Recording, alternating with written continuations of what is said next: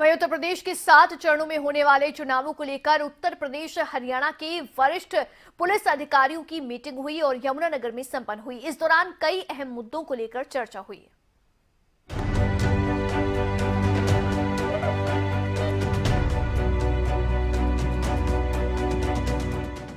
उत्तर प्रदेश के 7 चरणों में होने वाले चुनाव को लेकर प्रशासन अलर्ट मोड पर है, जिसको लेकर उत्तर प्रदेश हरियाणा के वरिष्ठ पुलिस अधिकारियों की मीटिंग यमुनानगर में हुई, जिसमें दोनों प्रदेशों की सीमाओं पर खास तौर पर चौकसी बढ़ाने पर जोर दिया गया।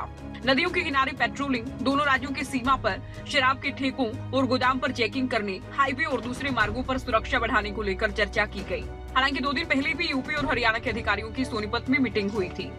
यूपी में 7 फेजेस में इलेक्शन है और भी कई प्रदेशों में इलेक्शन है। इसी को लेकर आज 2 दिन पहले यूपी पुलिस ऑफिसर्स के बीच में और हरियाणा के पुलिस ऑफिसर्स के बीच में सोनीपत में मीटिंग हुई थी। और आज जो हमारे बॉर्डरिंग डिस्ट्रिक्ट्स हैं जैसे सहारनपुर है और शामली है और इधर हमारे यमुनानगर, पानीपत और करनाल है, इन सब के ऑफिसर्स की हमारी बॉर्डर मीटिंग हुई थी, क्योंकि फर्स्ट फेज़ में और सेकंड फेज़ में हमारे यहाँ इलेक्शंस हैं बॉर्डर पे, और उन्हीं को लेकर हम सभी ऑफिसर्स ने अपनी बॉर्डर एरियाज़ के बारे में स्ट्रेटजी बनाई है। इसमें चाहे आर्म्स की स्मगलिंग हो, लिकर की स्मगलिंग हो या मादक पदार्थों की स्मगलिंग, और इसके अलावा जो हमारे क्षेत्रों के क्रिमिनल्स हैं जो दूसरे क्षेत्र में जाके क्राइम करते हैं और जो इंटरस्टेट गैंग्स चलाते हैं, उनके खिलाफ किस तरह से प्रभावी कार्रवाई की जाए और कहाँ कहाँ पे हमें जॉइंट पिकेट्स लगानी है, इन सब चीज़ों पे डिस्कशन हुई है। चुनाव आयोग के दिशा निर्देश के अनुसार चुनाव शांतिपूर्ण हो, इसके लिए तमाम तरह के कदम उठाए जा रहे हैं। अधिकांश जगहों पर पैरामिलिट्री फोर्सेज तैनात रहेंगी।